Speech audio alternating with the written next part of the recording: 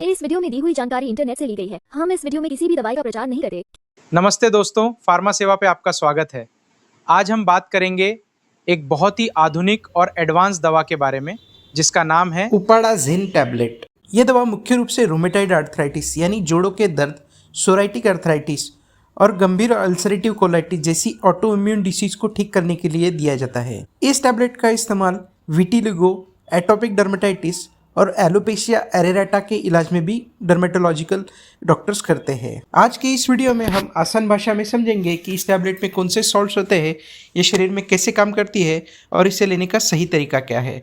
तो वीडियो को पूरा ज़रूर देखें। सबसे पहले जानते हैं कि ये टैबलेट आखिर क्या है।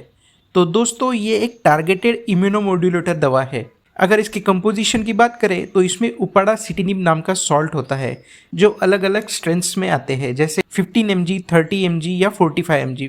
ये एक जैक इनिबिटर है, यानी जिसका मतलब है ये शरीर के उन खास एंजाइम्स को ब्लॉक करती है जो रोग प्रतिकारक क्षमता यानी इम्यून सिस्टम को ओवर एक्टिव करके शरीर में सूजन और दर्द पैदा करते हैं। ये कोई स्टेरॉइड दवा नहीं बल्कि एक मॉडर्न बायोलॉजिकल ट्रीटमेंट का हिस्सा है। ये कैसे काम करती है, अब बात करते हैं कि ये टैबलेट शरीर में जाकर काम कैसे करती है। हमारे शरीर की इम्यूनिटी जब गड़बड़ हो जाती है तो शरीर अपने खुद के टिश्यूज पर हमला करने लगती है, जिससे जोड़ों में गंभीर सूजन, दर्द, जकड़न या आंतों में ब्लीडिंग और छाले होने लगते हैं। इस टैबलेट में मौजूद उपाडासिटिनिब सीधे जैक1 एंजाइम को रोकता है।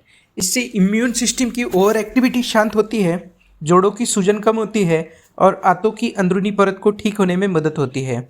इसकी वजह से मरीजों को जोड़ों का दर्द और पेट की तकलीफ से लंबे समय तक राहत मिलती है। अब बात करते हैं इसके मुख्य फायदे और उपयोग। डॉक्टर्स इस दवा को मुख्य रूप से इन गंभीर समस्याओं में प्रिस्क्राइब करते हैं।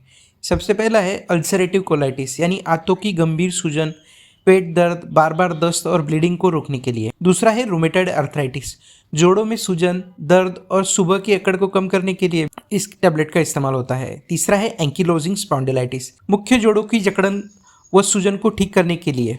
चौथा है सोराइटिक आर्थराइटिस, जोड़ों के दर्द के साथ साथ त्वचा पर होने वाले चकत्तों और सूजन में राहत पाने के लिए भी इस टैबलेट का इस्तेमाल करते हैं। पांचवा है एटोपिक डर्मेटाइटिस, गंभीर एक्जिमा या त्वचा की जिद्दी एलर्जी के मामले में खासतौर पर यह उन मरीजों को दी जाती है जिन्हें पुरानी अन्य दवाइयों से फायदा नहीं मिल रहा होता है। यहाँ तक कि बच्चों में जुवेनाइल इडियोपैथिक आर्थराइटिस के लिए भी डॉक्टर इसकी सलाह देते हैं।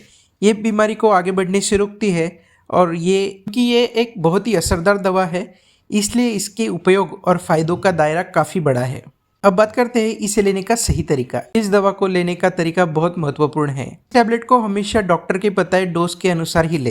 इसे पानी के साथ पूरा निगले, चबाए नहीं। इसे आप खाना खाने के बाद या खाली पेट दोनों तरह ले सकते हैं, लेकिन सबसे ज़रूरी बात यह है कि असर को बराबर रखने के लिए इसे रोजाना लगातार एक ही समय पर ले। कोर्स को अपनी मर्जी से बीच में अचानक बंद न करें, वरना लक्षण दोबारा लौट सकते हैं। डॉक्टर की सलाह के बिना इसमें कोई बदलाव न करें। अब बात करते हैं साइड इफेक्ट्स की। ये एक इम्यूनिटी कंट्रोल करने वाली दवा है, इसलिए इसके कुछ साइड इफेक्ट्स हो सकते हैं। सबसे आम साइड इफेक्ट है अपर रेस्पिरेटरी ट्रैक्ट का इन्फेक्शन, जैसे सर्दी, जुकाम, गले में खराश या साइनस इन्फेक्शन। दूसरा है चेहरे या शरीर पर हल्की मुहासे निकलना। तीसरा है खून में लिवर एंजाइम यानी सीपीके का लेवल बढ़ना। चौथा है सिर दर्द, चक्कर आना या हल्का बुखार महसूस होना। और पांचवा, शरीर में व्हाइट ब्लड सेल यानी WBC की संख्या थोड़ी कम आ सकती है। यदि कोई गंभीर इन्फेक्शन या स्किन पर छाले, दाने दिखे तो तुरंत अपने डॉक्टर से संपर्क करें। डॉक्टर समय समय पर इसके लिए ब्लड टेस्ट करवाने की भी सलाह देते हैं, इसलिए नियमित जांच बहुत जरूरी है। बात करते हैं सावधानियां। इस दवा को शुरू करने से पहले इन बातों का विशेष ध्यान रखें। सबसे पहला है इन्फेक्शन की जांच। इम्यूनिटी को कम करती है, इसलिए डॉक्टर इलाज शुरू करने से पहले टीबी, हेपेटाइटिस या अन्य गंभीर इन्फेक्शन की जांच करवाते हैं। अगर आपको पहले कभी टीबी या कोई गंभीर इन्फेक्शन रहा हो तो डॉक्टर्स को जरूर बताएं। प्रेगनेंसी और स्तनपान, यह दवा गर्भ में पल रहे बच्चे को नुकसान पहुंचा सकती है, इसलिए प्रेगनेंसी और ब्रेस्ट फीडिंग के दौरान इसका सेवन पूरी तरह असुरक्षित माना जाता है। डॉक्टर की सख्त सलाह के बिना इसे न ले। तीसरा है वैक्सीनेशन।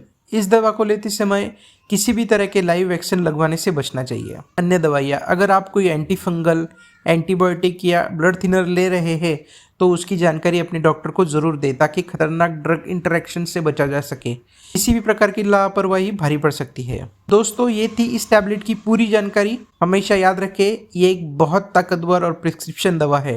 इसे अपने मर्जी से कभी शुरू या बंद न करें। हमेशा अपने डॉक्टर या स्पेशलिस्ट की निगरानी में इसका इस्तेमाल करें। अगर आपका कोई सवाल है तो कमेंट बॉक्स में ज़रूर पूछें और ऐसी ही सही मेडिकल जानकारी के लिए हमारे चैनल फार्मा सेवा को सब्सक्राइब करना न भूलें।